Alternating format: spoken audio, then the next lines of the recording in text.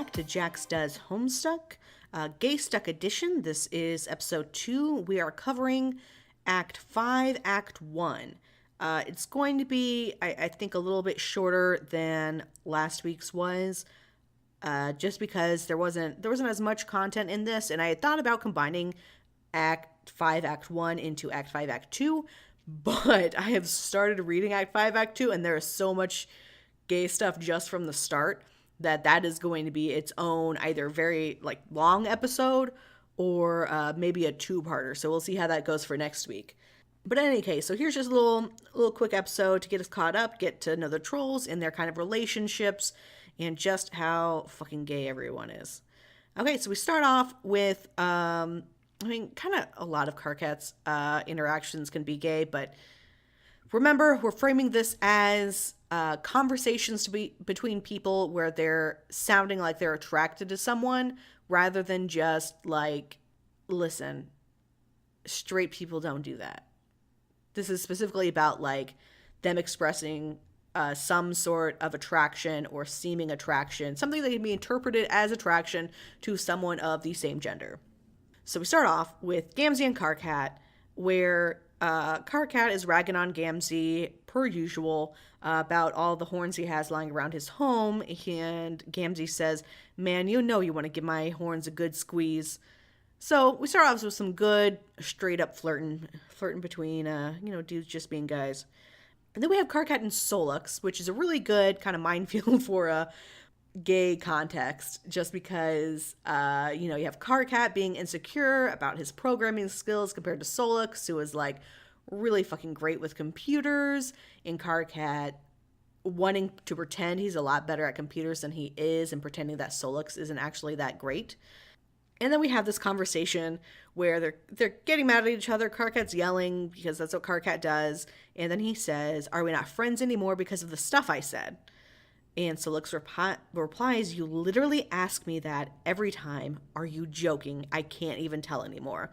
And even though Karkat says it's a joke, it's not a joke. I know it's not a joke. Karkat is really insecure behind his shoutiness, and he does want to make sure that he didn't fuck things up with one of his best friends. We have something I forgot about. I forgot about the role-playing between Terezi and Nepeta. Nepeta? I'm going to say Nepeta. Hopefully this won't just be all me pronouncing names weird and you going, what the fuck, that's not how you say it. But, we're going to go with Terezi and Nepeta.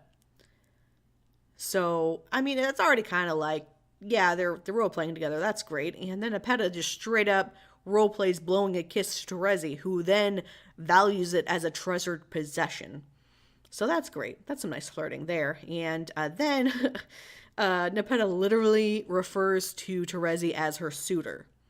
So, there's not really, it's not a stretch. It's straight up. It's there. It's in the text. There's no subtext. It's text. And we go back to Solux and Karkat, but this on Solux's side, about how he really values Karkat as a friend and wants to seem as cool as possible to Karkat, which is the whole reason why he gave Karkat that doomed code, that really hey, this is going to fuck up everything forever code, was because he wanted to seem cool with Karkat. So, they just have, they have a lot of love to give, a lot of red feelings there.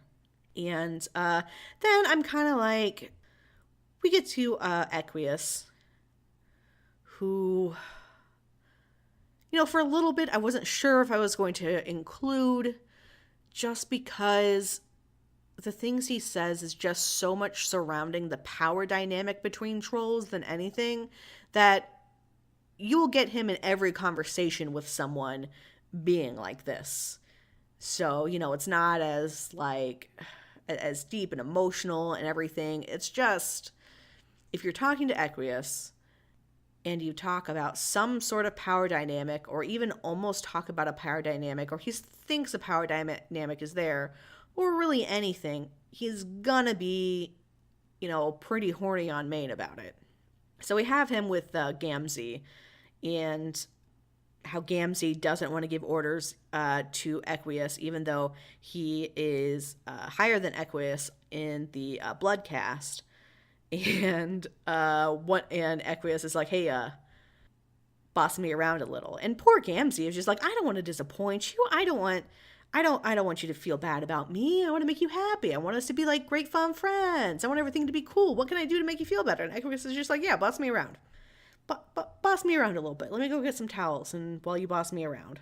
So that's uncomfortable for everyone involved. But that's Equius. Uncomfortable for everyone involved. And Gamzee is just such a sweetheart, and he ends up being pretty gay about, like, hey, listen, I'm here for you, man. Like, you need to open up to someone, I'm here. This is what I'm here for. Yeah, that's very nice. Gamzee is such a sweet little clown so far. Act 5, Act 1. Vriska and Terezi, like, I'm a big shipper of theirs, but I'm trying not to just see stuff only because I ship it. So I don't feel like there's a whole lot of content to go off of yet. But we do have Vriska doing her best to compliment Terezi about how, hey, remember when we played games together and how much fun that was, and how you manipulated absolutely everyone without using special mind powers just because you're so awesome? And, it's Vriska trying to compliment Terezi. She's trying. She's trying to get on the good side here. I mean, it's still Vriska, Act 5, Act 1. I mean, it's still Vriska. I mean, but still.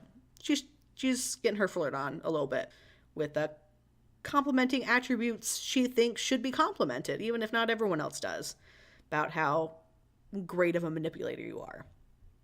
So the rest of this is just going to be about Kanaya, because she has the most content in here, and I swear it's not just because I love Kanaya the most. It's just she's the most obviously gay out of everyone. So it starts out with her crush on Vriska and how everyone knows she has a crush on Vriska. Everyone. So Fairy's talking to Kanaya about how, yeah, don't you want to join in here in the order you're doing it to keep an eye on your friend? Friendly friend. And Kanaya's like, I don't know if I really want her to be my friend. And yeah, and then we go to Aridin talking to Kanaya about how, listen, I know you're super gay for Vriska. And I know that's why you don't want to auspice with us, because you don't want to be stuck in that role, because you want to be mate sprites. Is it mate sprites or mate spritz? Mate spritz? Whatever. And then we get a nice little thing about how apparently Aridin and Karkat talk about their friends' relationships. About how Aridin and Karkat were talking about how Kanaya totally has a thing for Vriska. And I think that's nice. Because I don't really see Aridin and Karkat talk all that much. I don't really think I've seen it up to the point I'm at now in reading through Homestuck. But apparently they do get together and talk about basically shipping their friends together and stuff like that. I mean, Nepeta has her whole shipping wall, but apparently Aridin and Karkat actually talk about it, which is great and also gay. And then we finally have Kanaya having her crush on Rose, though she doesn't know it's Rose yet. It's just the person who wrote the S-Grub or S-Burb game guide, and how great that is and how wonderful that is, and her confidence and her leadership and how much she wants to talk to her even though she's probably dead, and just how fantastic it is and how great she must have done. So that's wonderful, and that's definitely going to play a lot into stuff. And then we move into poor Kanaya finally being crushed when it comes to Vriska.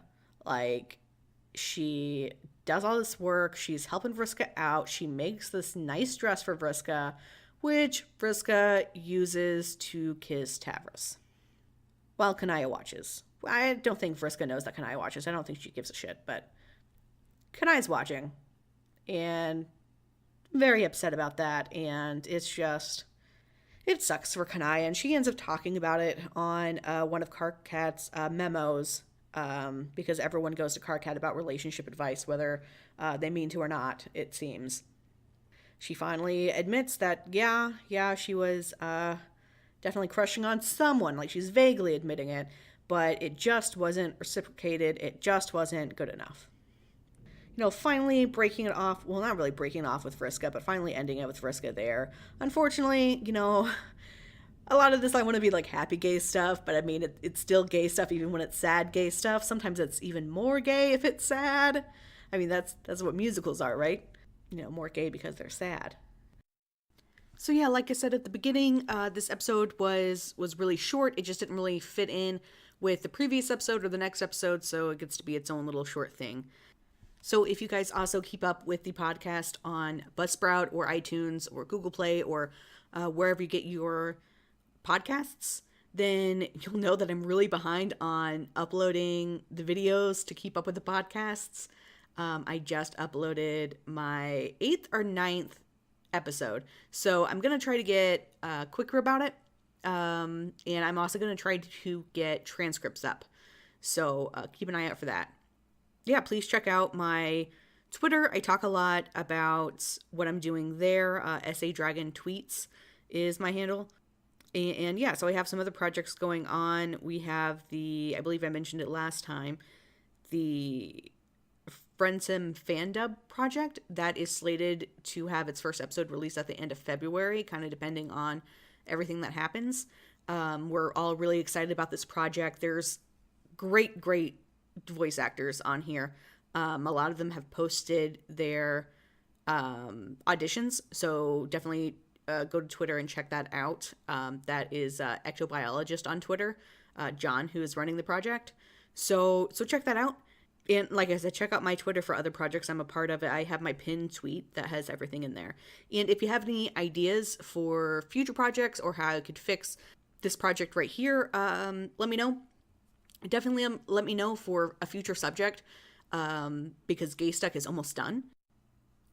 I'm just sort of doing the characters now. Like my first is going to be an episode dedicated to John. So I'm really excited about this, so look forward to it. I don't know how many individual characters are going to get their own spot, but it'll definitely happen. Definitely some of them, like I said, starting off with John, Dave's definitely going to get one, and we'll kind of see after that. But yeah, so that's almost done. So definitely let me know. Let me know what else you want to see. If you want me to reread it, Homestuck from a different perspective, like, I don't know, like a feminist perspective, or just whatever, let me know. And I will see you guys next time I upload one of these videos, or next week on jdh.buzzsprout.com.